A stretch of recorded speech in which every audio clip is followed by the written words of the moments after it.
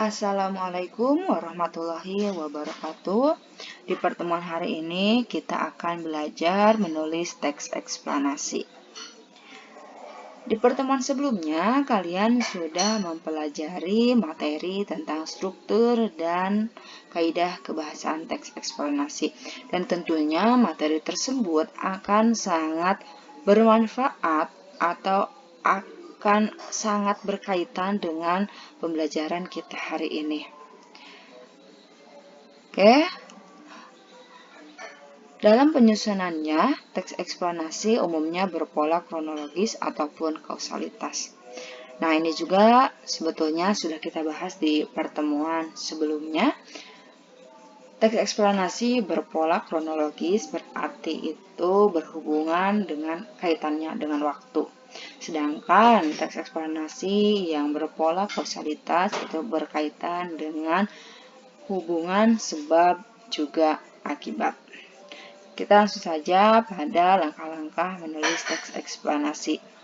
Langkah yang pertama yaitu menentukan topik suatu kejadian yang menarik, dikuasai, dan aktual. Topik yang kalian pilih itu bisa bersumber dari fenomena-fenomena yang ada di sekeliling kalian, entah itu fenomena alam, fenomena sosial, maupun fenomena budaya.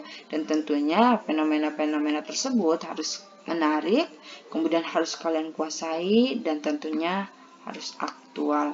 Nah, dari fenomena-fenomena tersebut, kalian bisa pilih salah satu yang akan menjadi topik kalian.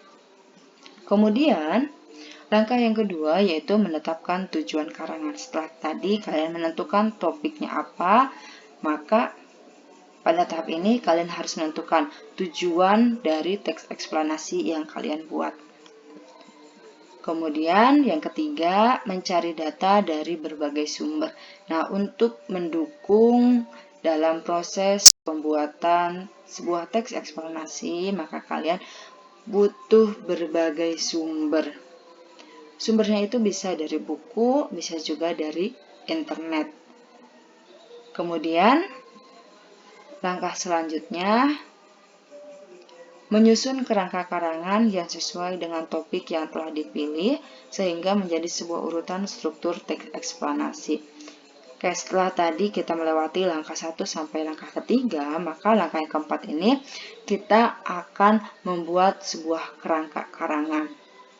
Kerangka karangan ini tujuannya untuk memudahkan kita dalam menulis teks eksplanasi nantinya secara utuh. Nah, tadi kita sudah mendata apa saja yang dapat mendukung dari teks eksplanasi yang akan kalian tulis. Maka data-data tersebut kalian golongkan berdasarkan dengan struktur teks eksplanasi. Kemarin sudah kita bahas, struktur teks eksplanasi itu ada 3. Yang pertama ada identifikasi fenomena, kemudian yang kedua ada rangkaian peristiwa, dan yang terakhir ada ulasan. Nah, kerangkanya itu disusun berdasarkan struktur teks eksplanasi. Kemudian, setelah kita menyusun sebuah kerangka, maka langkah yang terakhir, kita mengembangkan kerangka tersebut menjadi sebuah karangan teks eksplanasi yang utuh, tentunya berdasarkan dengan struktur dan juga kaidah kebahasaan teks eksplanasi.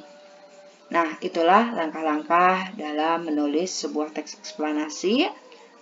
Mudah-mudahan kalian lebih memahami bagaimana langkah atau cara dalam menulis sebuah teks eksplanasi.